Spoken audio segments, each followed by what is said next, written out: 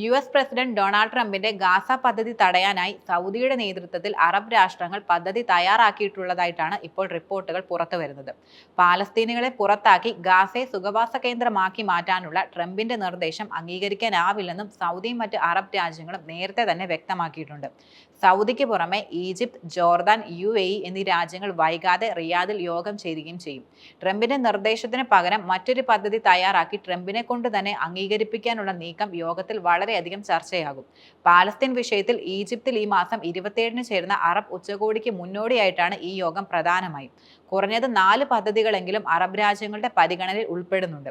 ഗാസയുടെ ഭരണത്തിനായി ഹമാസിനെ ഒഴിവാക്കി പാലസ്തീൻ സമിതി രൂപീകരിക്കാനുള്ള ഈജിപ്ഷ്യൻ പദ്ധതിക്കാണ് ഇതിൽ ഏറ്റവും സ്വീകാര്യത ലഭിച്ചിരിക്കുന്നതെന്നതും ഏറെ ശ്രദ്ധേയമാണ്. പാലസ്തീനികളെ പുറത്താക്കാതെ അന്താരാഷ്ട്ര സഹകരണത്തോടെ ഗാസ പുനർനിർമ്മിക്കാനും പദ്ധതിയിൽ കാര്യമായി നിർദ്ദേശിക്കുന്നുണ്ട്. ഇതിനായി ഗൾഫ് രാജ്യങ്ങളുടെ നേതൃത്വത്തിൽ പ്രത്യേക ഫണ്ട് രൂപീകരിക്കാനും നിലവിൽ ആലോചനയുണ്ട്. അതേസമയം ഇന്ന് മോചിപ്പിക്കുന്ന ഇസ്രയേലി ബന്ദികളുടെ പേരുകൾ ഹമാസ് പുറത്തുവിടുകയുണ്ടായി. റഷ്യൻ ഇസ്രയേലി പൗരൻ അലക്സാണ്ടർ ട്രൗഫനോവ്, അർജന്റീൻ ഇസ്രയേലി പൗരൻ യേൻ ഹോൺ, US ഇസ്രയേലി പൗരൻ സഗൂയി ദെക്കൽ ചെൻ എന്നിവരാണ് പ്രധാനമായും മോചിതരാകുന്നത്. നേരത്തെ തന്നെ ഇസ്രയേൽ വെടിനിർത്തൽ കരാർ ലംഘിക്കുമെന്നാരോപിച്ച് ഹമാസ് ബന്ദിമോചനം വൈകിക്കുമെന്ന് പ്രഖ്യാപനവും നടത്തിയിരുന്നു.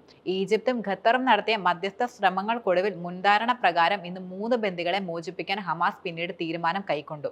ഗാസയിൽ നിന്ന് പാലസ്തീൻ ജനതയെ പുറത്താക്കാനുള്ള US പ്രസിഡന്റ് ഡൊണാൾഡ് ട്രംപിന്റെ പദ്ധതിയെ വിമർശിച്ച് വത്തിക്കാൻ സ്റ്റേറ്റ് സെക്രട്ടറി കർദിനാൾ പിയാത്രോ പരോളിൻ രംഗത്തെത്തുകയുണ്ടായി. ഗാസയിൽ ജനിച്ചവരും ജീവിക്കുന്നവരും ആ ഭൂമിയിൽ തുടരുക തന്നെ വേണം. ഇത് അടിസ്ഥാന തത്വങ്ങളിൽ ഒന്നാണ് ശരിക്കും. ഇസ്രായേൽ പാലസ്തീൻ സംഘർഷം അവസാനിപ്പിക്കാനുള്ള ഏക വഴി എന്നത് ദ്വിരാഷ്ട്ര ഫോർമുലയാണെന്നും കർദിനാൾ ഓർമ്മിപ്പിക്കുകയുണ്ടായി.